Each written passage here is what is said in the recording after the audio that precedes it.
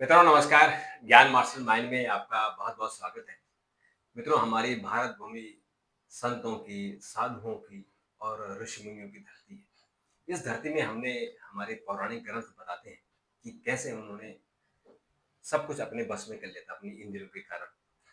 क्या इस वक़्त आज के दिन ऐसे कोई संत हैं जो अमरत्व का वरदान दे सकते हैं? क्या ऐसे संत हैं जिन्होंने अपने वश में इस धरती को किया? आज हम इस पर बात करेंगे, लेकिन उससे पहले आपसे आग्रह है कि चैनल को सब्सक्राइब कर दीजिए, शेयर कीजिए और लाइक ज़रूर कीजिए। तो आज हम बात करते हैं हमारे विशेषज्ञ डॉक्टर प्रतीक मिश्र जी से। डॉक्टर साहब आपका बहुत-बहुत स्वागत है। तो आज आप ऐसे संतों के बारे में बता रहे हैं, जो आज भी अमरत्व का वरदान दे सकते हाँ, ये बहुत बढ़िया सवाल है आपका। हैं। जी, दरअसल इस बार महाकुंभ के बाद सबसे ज़्यादा चर्चा में अगर कोई पीठ आई तो वो हरिद्वार के दक्षिण काली पीठ आई बिल्कुल, बिल्कुल, बिल्कुल। और उसके पीठाधीश्वर आचार्य कैलासानंद गिरी जी बहुत चर्चा में आए। हाँ, दरअसल जो आपने सवाल पूछा है, इसी पीठ की स्थापना करने वाले, इसी पीठ में साधना करने वाले एक ऐसे तपस्वी संत जो आज भी न केवल जीवित हैं पिछले 800-900 वर्षों से, बल्कि उन्होंने अपनी साधना और अपनी तपस्या और अपने योग बल से वो सिद्धि भी प्राप्त कर ली थी जो कि केवल महादेव के पास है। महादेव ने ही या और त्रिदेवों ने समय समय पर लोगों को अमृत होने का वरदान दिया, लेकिन इस कलयुग में एकमात्र ऐसे साधक, एकमात्र ऐसे सिद्ध पुरुष जिन्होंने एक नहीं चार चार लोगों को अमरत्व अमरता का वरदान दिया। बिल्कुल, बहुत ही रोचक कहानी। और वो जो है,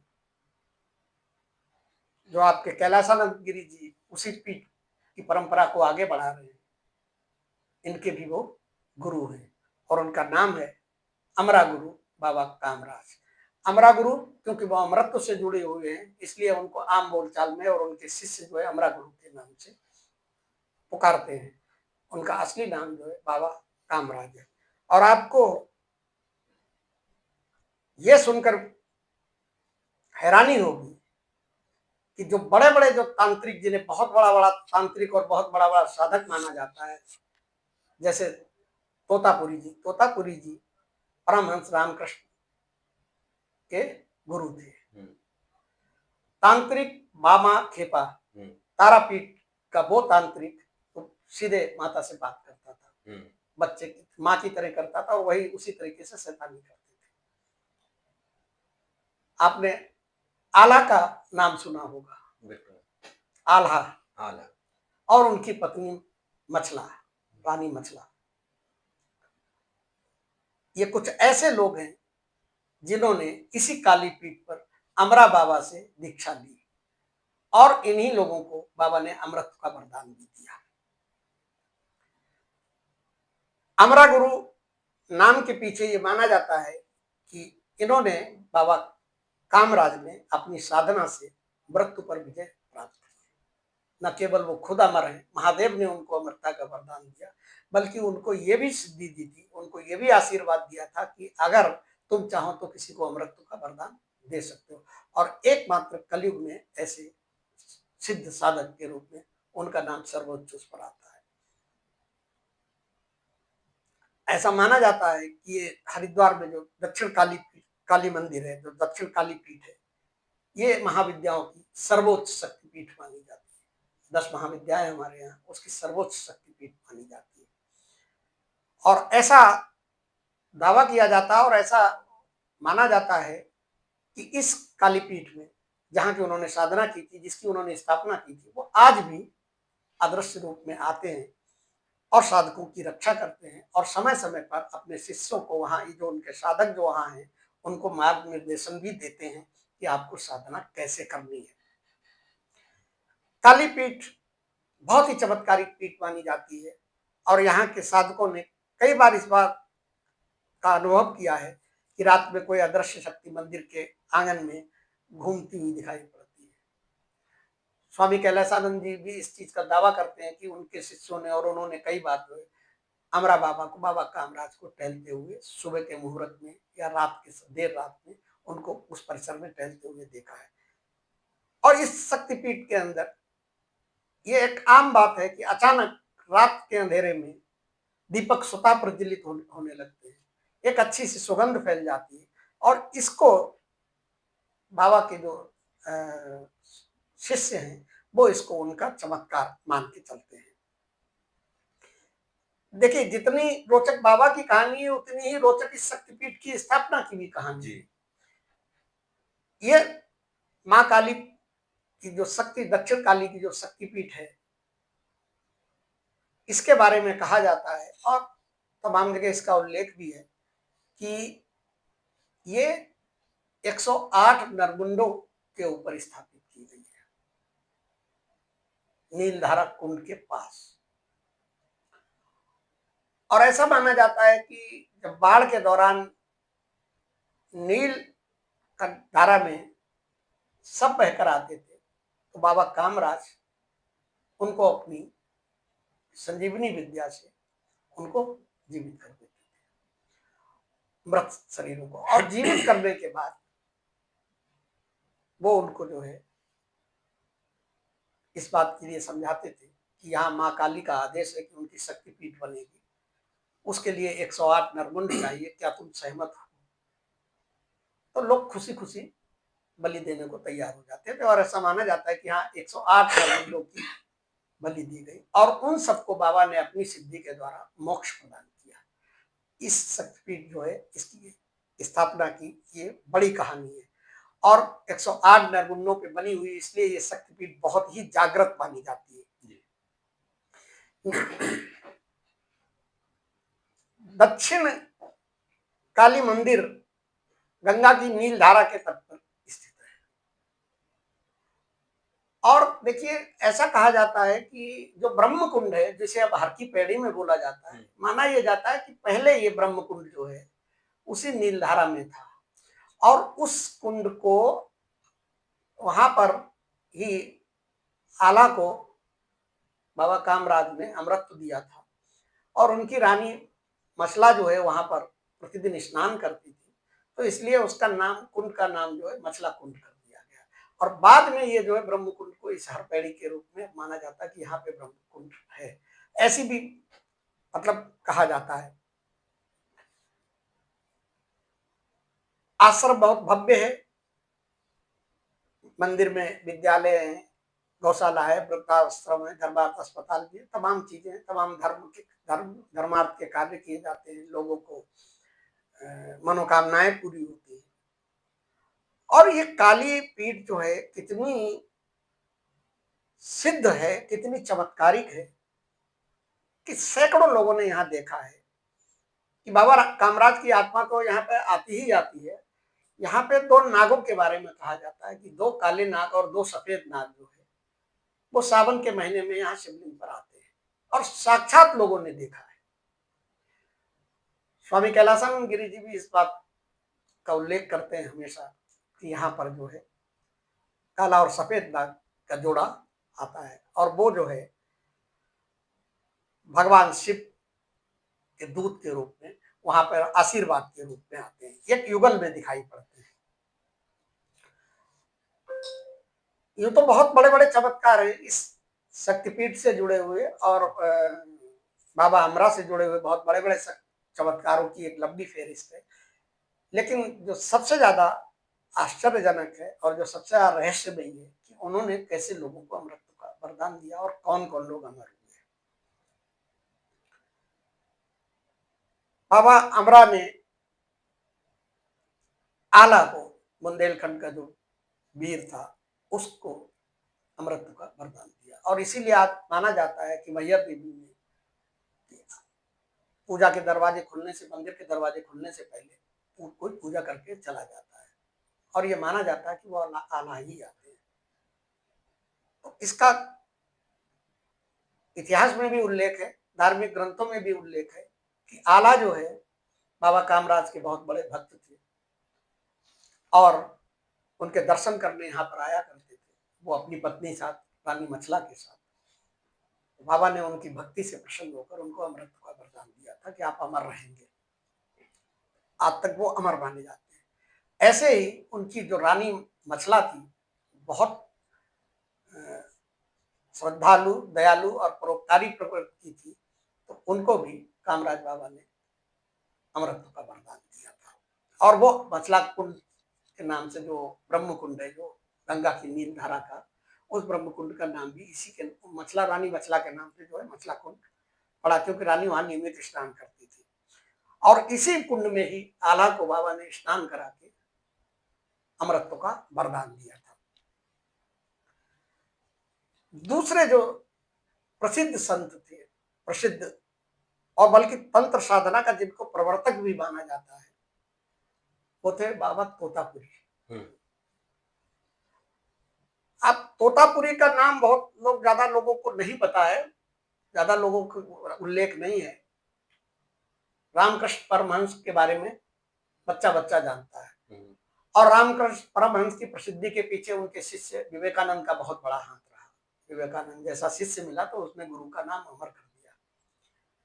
लेकिन रामकृष्ण परमहंस, रामकृष्ण, देखिए इसकी एक बड़ी कहानी है। रामकृष्ण जो है परमहंस कब बने? रामकृष्ण को परमहंस बाबा तोतापुरी ने बनाया। इसके पीछे की छोटी सी कहानी है कि सब लोगों को पता है कि रामकृष्ण जी जो है माँ काली को भोजन कराते थे, उनके साथ बात करते थे अपने हाथ से, और बहुत सिद्ध साधक थे। तो एक दिन उनको जो है किसी अदृश्य शक्ति ने उनको संकेत दिया कि तुम्हारी साधना अधूरी है। रामकृष्ण जी को बड़ा आश्चर्य लगा कि भाई जो साक्षात माता काली को अपने हाथ से भोजन करा रहा है, जिसके आवाहन पर माता काली दौड़ी चली आती है, और उसके बाद भी हमको ये संकेत मिल रहा है कि हमारी साधना अधूरी है, मुझे समझ में नहीं आ रहा है। और उनको संकेत दिया गया कि आप जाइए और बाबा तोतापुरी से मिलिए जाके।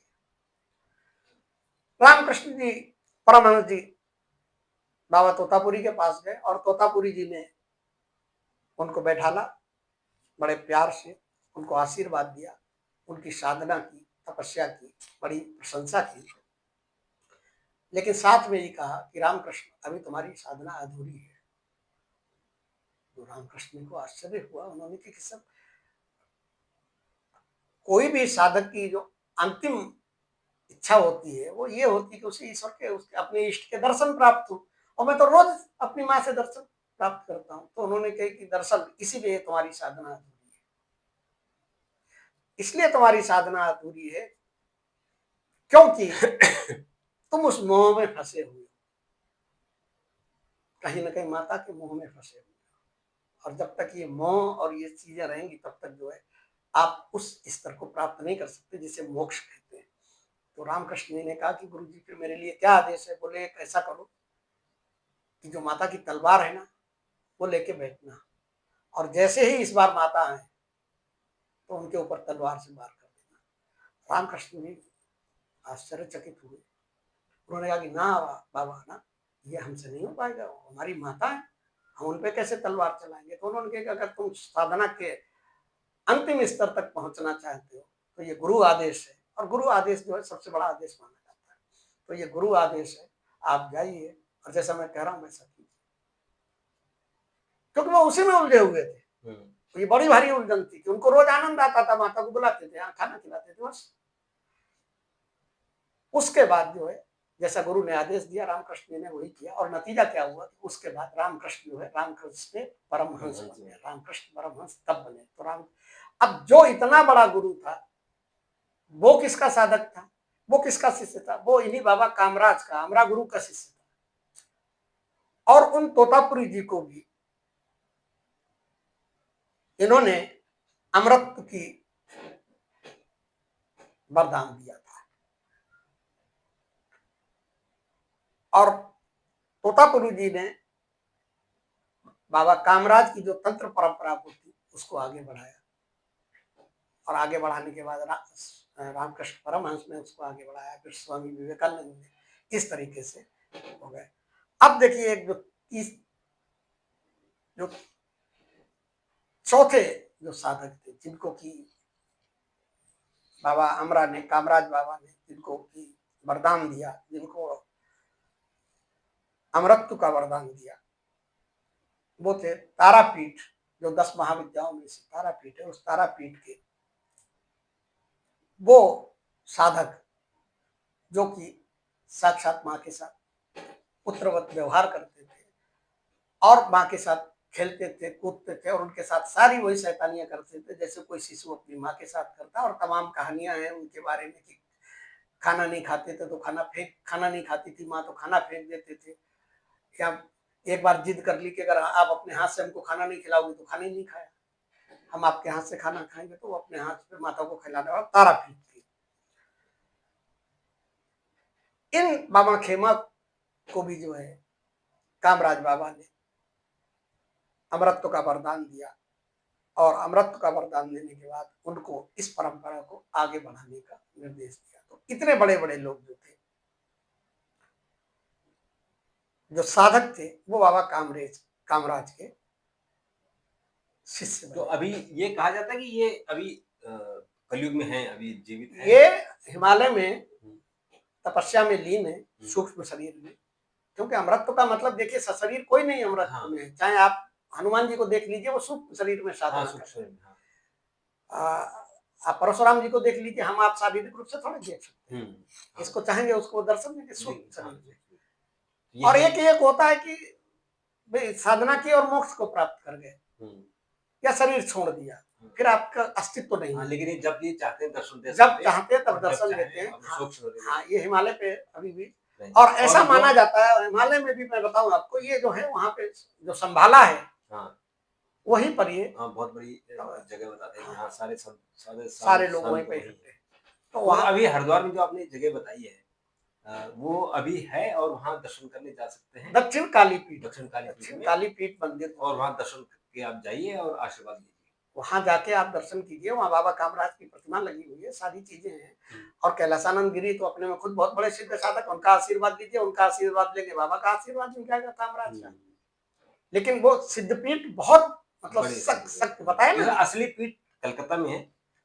दक्षिण काली पीठ के बारे में ये माना जाता है कि ये शक्ति की महापीठ है, इसके बारे में ये माना जाता है। अच्छा, तो जो रामकृष्ण परमहंस जी ने जो पीठ बनाई थी, रामकृष्ण परमहंस जी, मैंने बताया ना, रामकृष्ण परमहंस जी के गुरु जी जो थे वो इनके शिष्य थे, वो इनके शिष्य थे, वो यहाँ आशीर्वाद पीठ यहाँ बनी और उन्होंने कलकत्ता में ये पीठ यहाँ पर जो बनाई वो कामराज ने बनाई थी, जो सबके गुरु थे। हाँ, जो 108 नरमुंडों से बनाई थी। इसका मतलब ये कि जो हरिद्वार तो है ही, हरि का द्वार है वो, तो सारे जितने भी वहाँ आश्रम हैं, जितने शक्तिपीठ है वहाँ है, और वहाँ तो सभी कुछ है बाबा। चाहे वहाँ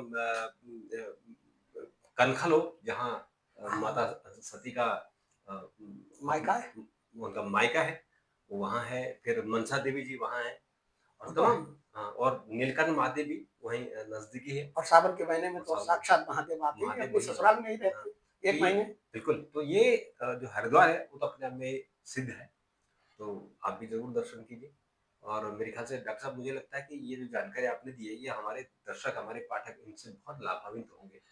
और चूंकि हरिद्वार लोग जाते हैं, कुछ ऐसे जो ऐसे लोग हैं जो असली नहीं होते हैं, हाँ, और उनके चंगुल में फंस जाते हैं, फिर बदनाम करते हैं हिंदू धर्म को। तो मुझे लगता है कि ऐसे नहीं, आपको सही जगह जाएंगे तो आपको सही दर्शन भी होंगे, आशीर्वाद भी मिलेगा।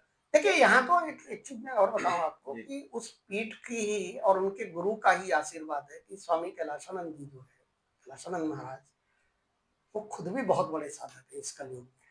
जितनी वो घोर तपस्या करते हैं, जितनी वो साधना करते हैं, और उनको भी साक्षात, और ये देखिए, ये बिना गुरु कृपा के ये सारी चीजें नहीं इतनी जल्दी मिलती है। इस साधना के तंत्र में गुरु कृपा के बिना कुछ नहीं है, सब जीरो है। जिसका जितना बड़ा गुरु होगा वो उतना ही बड़ा साधक बन जाएगा, क्योंकि गुरु आपको रास्ता दिखाता है, गुरु आपको ज्ञान दिखाता है, गुरु अंधकार से आपको प्रकाश की ओर ले जाता है। तो आप जाइए शक्ति कालीपीठ में, वहां बाबा कामराज का भी आशीर्वाद मिलेगा, कैलाशानंद जी के महाराज का भी आशीर्वाद मिलेगा, और माता तो वहां साक्षात है, उनका आशीर्वाद जागृत मूर्ति है। बिल्कुल, तो मुझे लगता है कि डॉक्टर साहब आपने, और ये मूर्ति भी मैं आपको बता दूं, ये मूर्ति बनाई हुई नहीं है। अच्छा, ये अपने आप चलकर आई थी। अच्छा, प्रकट हुई है, माता की मूर्ति अपने आप प्रकट हुई है। और कामराज बाबा को उन्होंने स्वप्न दिया कि मेरे ही यहाँ पर पीठ बनाई है, लेकिन पीठ ऐसे नहीं बनेगी। वो जो बताया ना कि ऐसे 108 नरमुंडों नरमुंडों पे बुनियाद होगी, हम्म, इसीलिए तो वो जागृत तो थी, इसलिए वो काली है। तो शक्तिपीठ चूंकि है। शक्तिपीठ काली शक्तिपीठ है, तो चूंकि काली का जो रौद्र रूप था वो हमने देखा, तो इसलिए वहां वो नरमुंडों के ऊपर है। तो डॉक्टर साहब आपने बहुत अच्छी जानकारी दी, आपका बहुत बहुत धन्यवाद।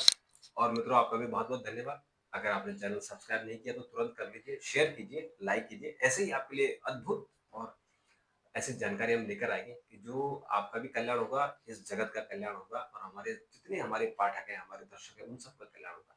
अभी के लिए इतना, फिर एक वीडियो के साथ मिलेंगे, तब तक नमस्कार।